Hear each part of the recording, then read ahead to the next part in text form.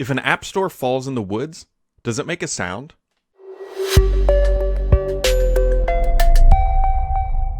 Happy Friday, friends. Hopefully we had a good week. I went into the office this week and I've been traveling about, but it was a good week. I'm jazzed about the football game this weekend because my team is in it and hopefully they don't break my hearts. But it's going to be a weekend. Going to be a weekend of sport. Going to be a weekend of tinkering with my PC, which always makes me happy. And it was just a good week. Hopefully you had a good week as well. And so let's dive into the news now. There's a lot of... We'll get into this in a second. Anyways, Microsoft announced a new build of Windows this week that brings a lot of that functionality they have announced that's coming in February to more preview rigs. So basically, Microsoft, we all know, is going to be shipping an update this February. We kind of thought it might have come with Patch Tuesday, but it did not. So it's more than likely maybe coming next week or the week after. Either way, Microsoft pushed out into the beta and release from dev, and all the rings now have the latest bits that are arriving in February, which means the only ring that doesn't have it is production. And so if you're on release preview or any of those bits, you should now be running the build that has the widgets that are down on the taskbar and some other minor updates. So be on the lookout for that. That will be coming to a PC near you in the very near future. Microsoft also brought out the marketing stick and beat down the Google G Suite stuff because a couple weeks ago, I think it was Google announced that their free tier of G Suite was no longer going to be free.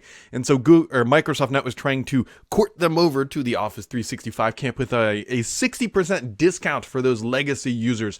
And so if that's you and you want to get away from the G Suite and go to Office 365, Microsoft will now make it a little bit cheaper to make that migration. Microsoft's Your Phone app gets a new continuity feature, meaning if you're using it on your PC, I believe it's your last used apps will now sort of be filtered out and make it a little bit easier to jump in and out of apps that you have been using.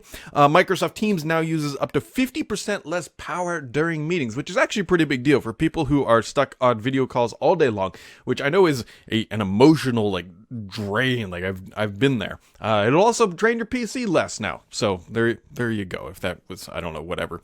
Microsoft is also reportedly in talks for another acquisition. This is for a cybersecurity company called Mandiant. Mandiant, something along those lines. I just find this fascinating for multiple reasons. We all know what Microsoft is trying to buy with nearly $70 billion. And they're like, we're not done buying stuff. We're just going to snatch up as much as we can until we get beat by the stick of regulation. But either way, that's supposedly what they're doing. And that's coming from Bloomberg. So it's a pretty good trusted source. I know who wrote the post. And so I absolutely believe it is accurate, but we will see what actually happens. Speaking of security, Microsoft Office will now block VBA macros. I cannot believe it took this long. By default in Office. Now, I know there's an older demographic that listens to this in some regard. I thought that Microsoft did this a while ago. This is one of those what's old is new again features. I could be wrong, but if you remember, I want to say it was 2010, maybe even earlier than that, Microsoft started doing some of this, but now they're doing it again, and it's back to being blocked by default.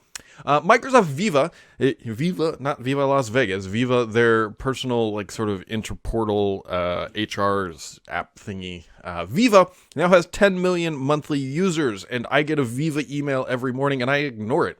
I don't know if I'm considered in one of those 10 million, but if I am not. I would not consider myself an active user, but Microsoft's celebrating they have 10 million monthly active Viva users, so good for that. Now, the big thing I wanted to get into, and this is going to require a little bit more reading, so if you're watching the video, you're going to see me looking more at my computer screen typically than I am at the cameras. Microsoft this week announced a new policy and publicly announced app set store rules. Now, this is interesting for a lot of reasons. This is the sort of stuff that gets me digging into the details of what's going on in the world of Microsoft. Okay, so Microsoft has an app store. It has not been a success. I don't care. It has not been a success. It's been around since Windows 8. They've tried to change all the rules all the time, and it has never really materialized in anything even remotely close to what we see on iOS, that app store, or on Android with Google Play. It has never been even close to that. Either way, Microsoft is out with a on their high horse. We're going to do the right thing for the app stores going forward, and they came out with this big old proclamation. And so this proclamation, they don't beat around the bush. This is to help them get their 70 billion, 67 billion, people always yell at me, acquisition of Activision through regulatory. So I'm going to read through some of these because I think it's worth pointing out just okay, so they separate them out into, we have quality, safety, and privacy. We have accountability, fairness, and transparency, and developer choice. So quality, safety, and privacy is we will enable developers to access our store as long as they meet reasonable and transparent stuff. None of that is, I mean, it's all just sort of like, okay, this is pretty normal stuff. Where it gets interesting is developer choice. It says we will not require developers in our app stores to use our payment system to process in-app payments. We will not require developers in our app store to provide more favorable terms in our app stores than other app stores. We will not disadvantage developers if they choose to use a payment processing system other than ours, if they offer different terms and conditions in the app store. And we will not prevent developers from communicating directly with customers through their apps for legitimate business purposes such as pricing terms and products and other services. So those are, the developer choice is really the big thing. There's also fairness and transparency. It says we will treat all apps equally in our store. We also be transparent about the rules for promotion and marketing. They also say we will hold our apps to the same standards we hold our competing apps, and we will not use any public information from our data or our app store to compete with our developers. And that's a lot of stuff. So basically what they're saying is we're just going to try to be a fair, neutral platform, and if you want to use a different payment platform, we're not going to hold that against you. Now, this is really easy for Microsoft to say because the App Store is not, like, it's not a big profit driver for them. Of course they could say this. They are in a distant third place in the world of app stores, maybe even a fourth place if you consider Mac OS a separate app store. And I will fully argue that Mac OS App Store is not even close to, again, to the same iOS App Store. Like, it's like iOS, Android, Google Play, Mac OS, then like Windows Store down here. It's easy for Microsoft to say this because that there's no implication for them from a business perspective. That is the real deal. I would almost guarantee that if Microsoft had a dominant position with its App Store platform, it probably would be fighting against this stuff a little bit. And how do we know that? Because none of those developer choice things that I just mentioned apply to Xbox. Microsoft says these do not apply to Xbox. They say gaming consoles specifically are sold to gamers at a loss to establish a robust, viable ecosystem for game developers. The cost are recovered through revenue earned in the dedicated console store. So the one place that Microsoft could really differentiate themselves and actually take a hit financially is the Xbox console, which is the one place they're not going to do it. So don't think that Microsoft is up on some high soapbox here and preaching to the choir about how great and ethical they are, when the one place they could do it, they're not going to do it. Now, Microsoft makes the argument that consoles are sold at a loss, and that is why they can justify it, but that is not categorically true. We know that for a fact. Nintendo is a big proponent of not selling hardware at a loss. I know there's people out there who are going to be like, well, they sell it, but when you cut in retail margin, for the most part, Nintendo will make money on hardware early on in its life cycle. Sony has also come out and said that the PS5 version with a disc is now profitable. Now, the discless is not, because it's $100 less, but we know that profitability is somewhere in there. And so Microsoft's statement that consoles are always sold at a loss is not factually true, which means that they're only selling their consoles at a loss because they haven't told us if they're selling them for a profit yet. Just something to keep in mind, that when Microsoft tries to preach to the choir, that they're not really being as ethical as they make themselves sound, because they have an opportunity to differentiate themselves, but they're not going to do it on their console. I'm not saying that they should. I'm just trying to point out the fact that where they could actually be a class leader, they're taking the low road. So either way, what this really means is that Microsoft is going to be trying to, I think we're going to see Microsoft put a bigger emphasis and effort of getting apps into its App Store, because at this point, they don't care. They've already said they're removing a lot of the restrictions. They just said you can bring your own payment processor. They just announced that they're going to demote you in the search rankings if you aren't using their payment processor. The question is, does anybody care? Does anybody care? Now, Microsoft, again, is doing this to get that acquisition through, because I strongly suspect that they're going to be putting a lot of their games and everything else into trying to build in their own game ecosystem inside the store, because right now it doesn't really work out. Steam is still the dominant platform. Epic has a great platform as well. And Microsoft just has tried and tried, but it never seems to work out. But I strongly believe that if this Activision acquisition closes, Microsoft will have enough IP, especially the Call of Duty, to get people to jump into there. Now, the reason why I think they're doing this is because I fully expect companies like Steam, and I don't know, I'm on the fence about Epic, but Steam definitely is probably got to be putting on their brown pants, because they're likely the ones who are going to lose the most if Microsoft does this consolidation of the big IP titles into a store and offers a viable and competing platform to Steam. So anyways, that's me on my soapbox talking about Microsoft on its soapbox, and so on to more dedicated gaming news. That sort of bled over, if you will. But either way, looking on here, the Xbox February dashboard update is out, so it addresses a couple things.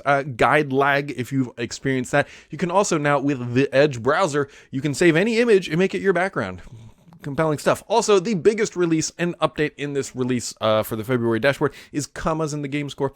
It's now, if you have 3 digits, it's going to start putting commas like you would expect. Microsoft decided that now's the time to add commas to game store. Grounded has hit 10 million players. Kind of surprising. I candidly, full transparency, I didn't realize this game wasn't at 1.0 yet. I figured it was, but it is not. It's on its way to 1.0, and so it hit 10 million players. Also, shout out to Shannon Loftus. She announced her retirement. I've talked to her a couple times over her career at Microsoft, with 20 plus years at Microsoft. I talked to her off and on just through things. A couple titles that you've probably heard of that she worked on. Obviously, Age of Empires, most recent, but Project Gotham Racing. Man, that was a fun one. Viva Pinata, and even the Banjo-Kazooie. So there you go. Also, not all that surprising is that Rockstar announced that Grand Theft Auto is in active development, the next version, and that's not a remake and not a rehash and not an upgrade and a visual change, but like a net new version of Grand Theft Auto is in development. No release date. We don't have many else details. I'm guessing it's probably a couple years, maybe. Yeah, so either that way. Also, I hear continued rumors of additional acquisitions in the gaming industry. We'll see. I don't think they're done yet. Now, I don't think it's coming from Camp Microsoft. We'll slide that to the side. But there's a lot of companies out there with a lot of money, and they're in the gaming space, and I think we might see some more acquisitions here. I think we're going to see some more. So, on to the questions of the week. My favorite part, my friends. So, Chris H says, hi, Brad. Hi, Chris. What do you think will happen in 2020? Oh, good question. In 2025, when Windows 10 goes out of support, will Microsoft let hundreds of millions of Windows 10 machines that are likely to still be in use go unsupported with the risks of malware and ransomware, or will they fudge it and extend it? This one is an interesting question. A really interesting question. And let's roll back the clock here a little bit, because the last time this happened was with Windows 7. We know kind of what happened there with Windows 7 going to Windows 10. And if you go back even further, Windows XP to Windows 7. So the next big change, as Chris points out rightfully so, is going to be Windows 10 ending, because everybody was on it. The reason why I find this question so fascinating is that to go from Windows 10, people who are it's not 100% perfect, but I'm going to hedge that the majority of people who are running Windows 10 in 2025 likely have PCs that are not supported to run Windows 11, meaning they don't have a new generation chipset. They don't have the TPM requirement. Because remember, Windows 10 and 11, there's a very big jump in baseline hardline requirements to be able to move. I don't quite honestly know. Typically, I would say Microsoft will just start getting real aggressive and tell these people to upgrade. But there's a lot of people who aren't going to be upgrading. Now, on the backside of this, companies like HP, Dell, Lenovo, all these guys are going to be foaming at the mouth thinking like, Microsoft, you cannot let these people upgrade. You have to just shut it down, because we will sell a ton of hardware, a ton of Windows 11 licenses, and we'll gravel all our money together, and we'll be so happy. Because that's the reality, is that there's a ton of Windows 10 hardware out there today that cannot support Windows 11. And so I don't know if Microsoft is going to extend that, because I was like, it's 2025. That's a long way. No, it's 3 years, like roughly 3 years. And so I think we might see some extended support is my hedge, but we will see what happens. Microsoft hasn't indicated yet, and they're not going to indicate for a while, because they want everyone to go to Windows 11. But yeah. Let's see here. So we got Confused Geek says, good luck and rooting for the winning team. He's referring to my Bengals in the Super Bowl. That is going to be a good weekend of football. Hopefully if they win. If you don't care about sports ball, just tune out for a second. But I can't watch this football game with my spouse and my kid, because I'm too nervous. I'll just say that. Too nervous, because I'm not familiar with the playoffs in football. And so this has been a long time coming for the Bengals. Steichen says, hi, Brad. Back in the day, we said NES had 8-bit graphics, as SNES had 16-bit graphics. What if NVIDIA if I have NVIDIA RTX graphic. Do you know if I have 384-bit graphics, since that's how wide the 3090 memories interface is, 64-bit? Or is that just, it's not that simple anymore? I think what you just hit on, it's not that simple anymore. It's not any of the above. What is the closest number? Oh, I don't even know what the closest, the reason why this gets complicated is because what if you had 8-bit with ray tracing? And that was a crazy thought. I guess Minecraft kind of got there, but 8-bit graphics with ray tracing. Is that really 8-bit graphics anymore? If you have 16-bit graphic with ray tracing and HDR, is that really 16-bit graphics anymore? I mean, technically, probably yes, because it's still the same bandwidth. It's still the same, but then you're adding on things. I actually do not know. This is a great question, like what sort of bit graphic we're in. I don't think 64-bit, because that's the architecture that it runs on, and so we typically don't do it off of that, I don't think. So if anybody actually knows the answer to this question, I was going to say like 8K graphics. I don't know, because that's what 3090 would be capable of doing. It's a good question, interesting question, honestly. Jay Wolf, happy Friday, Brad. Hope you are doing well, Jay. I'm not sure if you see Microsoft's statement has put about the popular Activision Blizzard remaining on multi-platform. I have. Do you think Microsoft are just playing nice just so the FTC will let the acquisition go through, or is this multi-platform platform being used to recoup the $68 billion as soon as possible? I recall similar language during the Bethesda purchase, and we all know how that ended up in terms of Xbox exclusivity. I do not think that Microsoft is going to pull the rug out after they get the acquisition. First off, the FTC, while the regulatory bodies have to give their approval, if Microsoft just straight up lies and says, we're going to do all this, and then doesn't, they can absolutely still be on the hook for that. They can come back, and I don't know if it's called a clawback, there's probably a technical legal term for it, but if Microsoft says, hey, look, we're going to leave Call of Duty on PlayStation, they say, okay, stamped, approved, and then a week later and say, yoink, like, we're not doing that, that would be a major issue, and Microsoft is not dumb enough to do that. Microsoft wants more Minecraft-like titles that are massively popular on multiple platforms, because that is where they can make the most money. I still firmly believe that Microsoft is going to put incentives to put these titles into Game Pass, meaning that if you access Call of Duty via Game Pass, you're going to get some sort of perk, access to things early. That is how Microsoft is going to drive additional value and revenue through these things, and that will be the exclusive part of the product, meaning Call of Duty will be available everywhere, but hey, you want to get it 2 days early, it's on Game Pass. Well, unfortunately, Game Pass is only available on the Xbox console and on the PC. If Sony wants you to have access early, tell them to let us put Game Pass on there. They're not going to let you do that, but that's how I think Microsoft is going to drive the revenue and try to bring it back home effectively. $68 billion is a ton of money, and shareholders obviously agree that this is fine, at least from what it sounds like. But Microsoft has to be able to pull this money back. They have to show a path that they're going to do that, or people are going to be angry. It's going to be fun to watch. Sydney 2K says, happy St. Valentine's Day, Brad. It is almost St. Valentine's Day. Happy to St. Valentine's Day to you. What are your thoughts on the Open App Store Principles Initiative? Hoag's Law in the most recent podcast labeled the language to be cloying. I agree with that. Again, like, the App Store isn't a success. It's real easy to come out with these virtuous standards when you don't have any business functionality on the line. I would love for Microsoft to come out and say this. We'll do the same thing for Office 365 APIs. We'll do the same thing, because that's a massive profit driver for Microsoft. But hey, they're a little bit more dicey about letting people access those APIs. So maybe they should let all of us access the APIs for free and have access to the data and everything else. Although it's personal data, PII data, so it's a little bit more complicated. But hey, maybe they could start there, because they're clearly not going to be starting on the Xbox. So Mr. PKI coming in with a question. Do you pay full price for Xbox Game Pass Ultimate, or do you get a discount subscription code from Microsoft employees who can get 12-month codes from the employee store for a 50% discount? If you did get a discount, would you still play? If you didn't get a discount price, would you still pay full price? So, full transparency, I'm still living the good life of when I rolled over my Xbox Live Gold. I think it's like another year or so, because when they were doing that thing, that promotion, like the 3-year deal, you can roll over. I maxed out my Xbox Live Gold and then rolled it over for $1, and so I have not paid for Game Pass yet. I'm still in that grace period. I don't know. I mean, I have plenty of friends at Microsoft who could probably grab a discount code, but Microsoft, in theory, and more than practically, probably can look at who actually uses those activation codes. And so if you buy one as an employee and give it to, say, me, who has a little bit more public-facing audience, that'd be very easy to track. If Mr. PKI is a Microsoft employee and goes and buys one and hands it to me, and they say, well, why is Mr. PKI's code activated on brad@outlook.com? Well, there you go. So I don't know if I would ever get one. I would probably still pay full price for it, because I mean, the amount of games, especially once the Activision deal closes, because I buy Call of Duty every year. I'm one of those people, for better or for worse. I'm angry about Vanguard, that I wish I would not have bought Vanguard, but you kind of got to buy Vanguard because you like Warzone. It's how they get you trapped into the ecosystem.